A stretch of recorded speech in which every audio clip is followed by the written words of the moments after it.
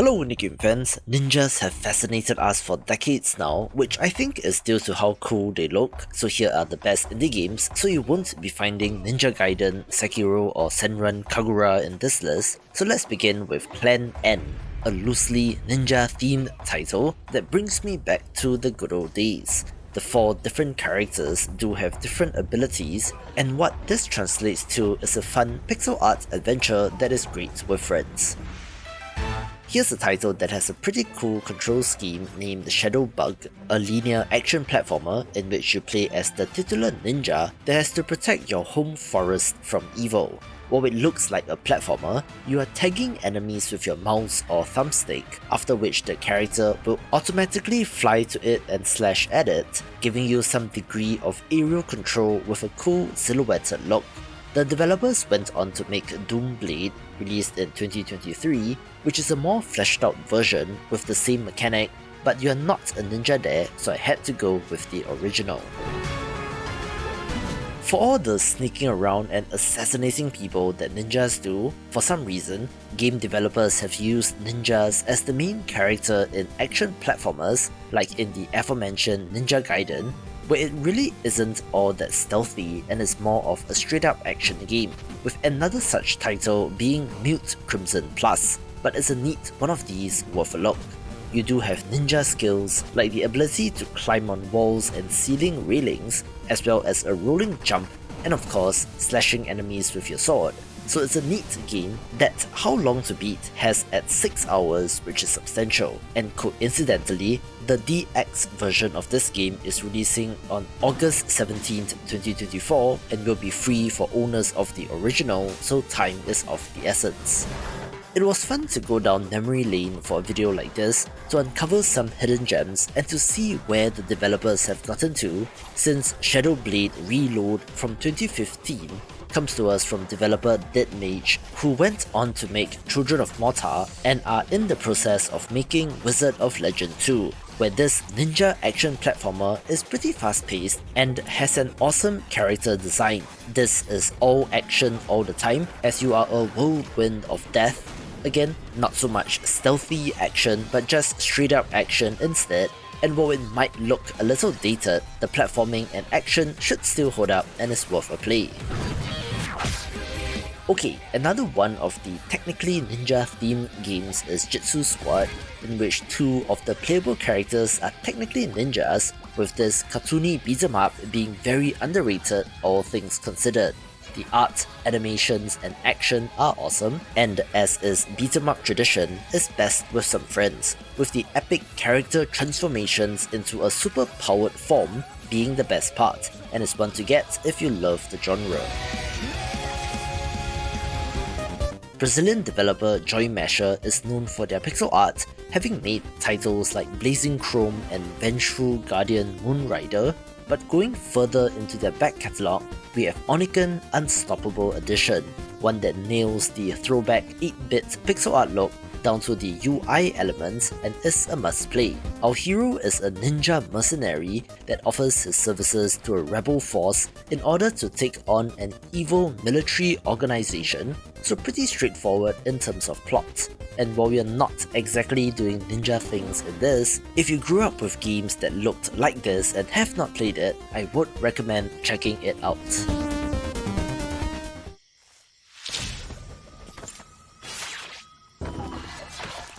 Remember when I said that a lot of developers use ninjas more of as an excuse, since they do take the stealthy part out of the equation? Well, the developer of Within the Blade is aware of that and does not fall into that same trap, being one part stealth but with plenty of action as well. You are on a mission to assassinate a rogue warlord who has taken to practicing the dark arts, having a level-based structure with RPG elements like XP, a skill tree, and even crafting. You are getting to jump on your enemies from the shadows, using shurikens, bombs, your sword, and more to violently take out the enemy, with this being surprisingly bloody for a pixel art game.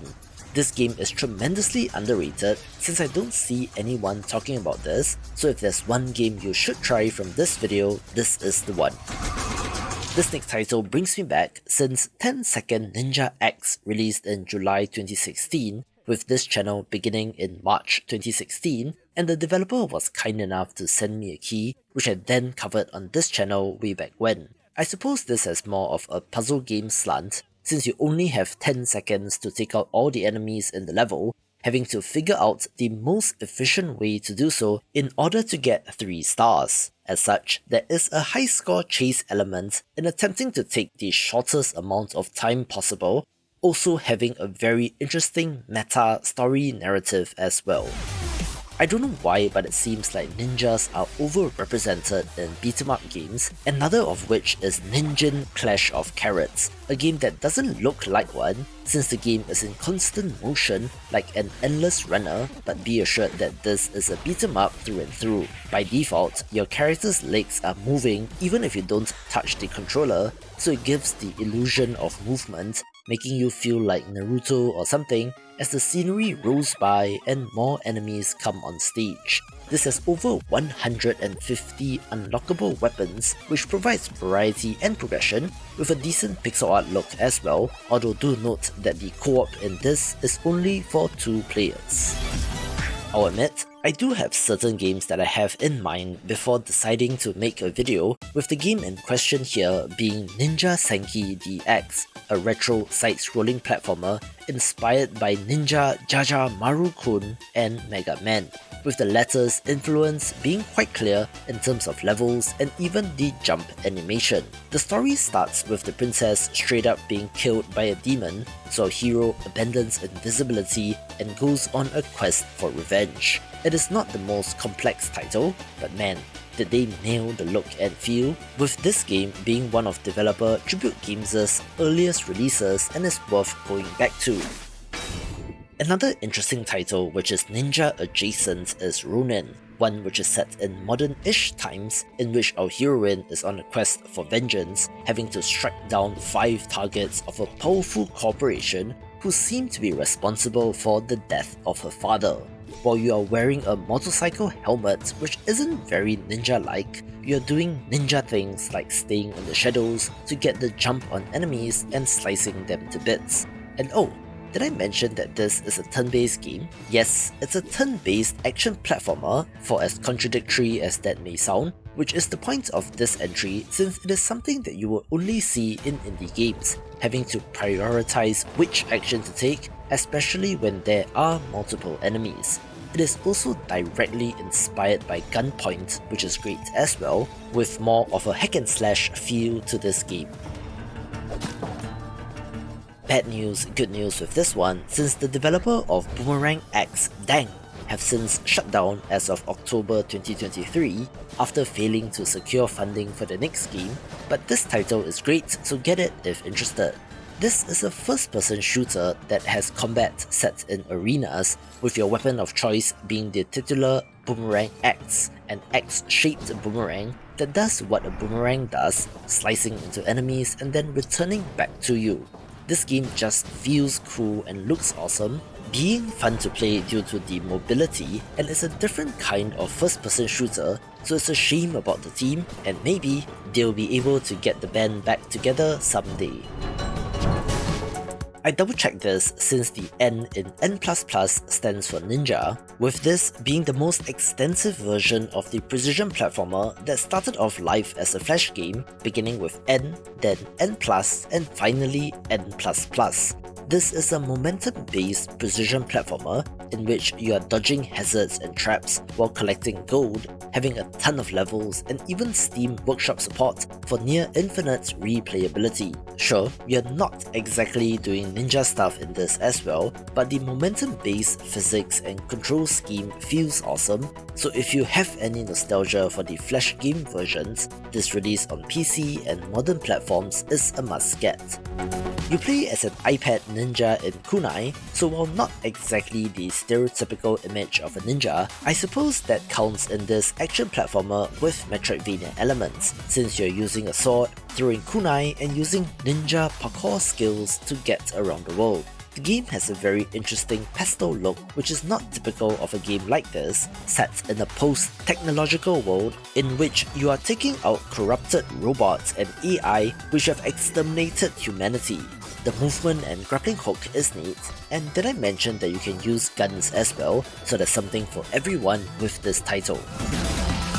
Alright, here's a not so indie title, since it uses the Teenage Mutant Ninja Turtles IP, but does come to us from Tribute Games mentioned earlier, with the beat-em-up Shredder's Revenge being one of their most successful releases. This is a vibrant pixel art title that draws upon and gives the same good vibes as Turtles in Time, but with a more modern coat of paint. All your favourites are here in their classic forms as our heroes take on Shredder once again, with it having 6-player co-op for maximum chaos, with the combo moves between characters being awesome and is as much of a no-brainer pick as you can find on this list.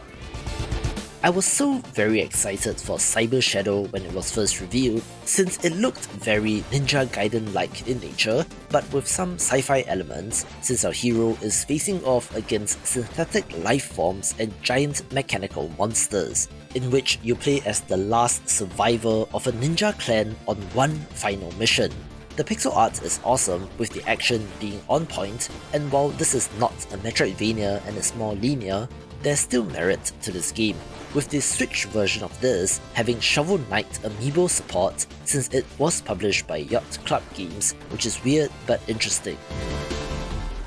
Speaking of alternative ninjas, the next coolest thing that you can get to a sword-swinging assassin is Cyberpunk, so how about merging the two, which results in Ghost Runner? This is a first-person slasher in which you are making your way up a tower to slay the tyrannical Keymaster, with fast-paced one-hit kill action and just a sense of speed that is unparalleled in this game. You can even dodge bullets and progress up the skill tree to unlock new abilities, looking to be Dishonored plus Mirror's Edge, and is a breakout hit. And while there is a sequel, I would still recommend the original first.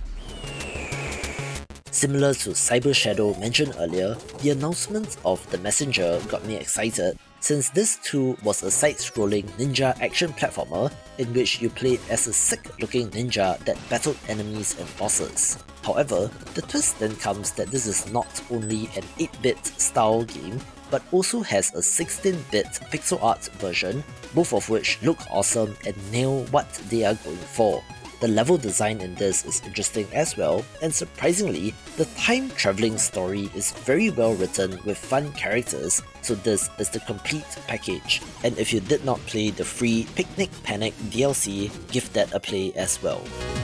When it comes to both ninja and stealth games, one game that immediately comes to mind is Mark of the Ninja, which was remastered in 2018, a stealth action platformer that captures what it feels like to be a ninja. You are skulking about in the shadows to get the jump on your enemies, and not simply going in swinging your sword, having to be patient and to exploit line of sight in order to do so, with additional systems like being able to distract enemies or to terrify them by hanging an enemy and leaving the body on display. You might notice the little asterisks on this title since it was made by Clay Entertainment, who has since been acquired by Tencent, who owns a majority stake, but that wasn't the case in 2012 when this was released, so I guess it counts in my book. Of course, the title that comes to mind when I think about ninjas is Shadow Tactics Blades of the Shogun, in which you control a squad of 5 assassins sent on various missions by the new Shogun. This is a real-time stealth tactics title, with the interesting part being that you are not just controlling stereotypical ninjas clad in black cloth, since historical ninjas have been known to go undercover as farmers, for example, with the stealth action and variety being impeccable in this. Like Boomerang X, this developer has also shut down, so there is a gap in the market for this kind of game, so indie devs, if interested, you know what to do. Watch this video for the best games of the year so far.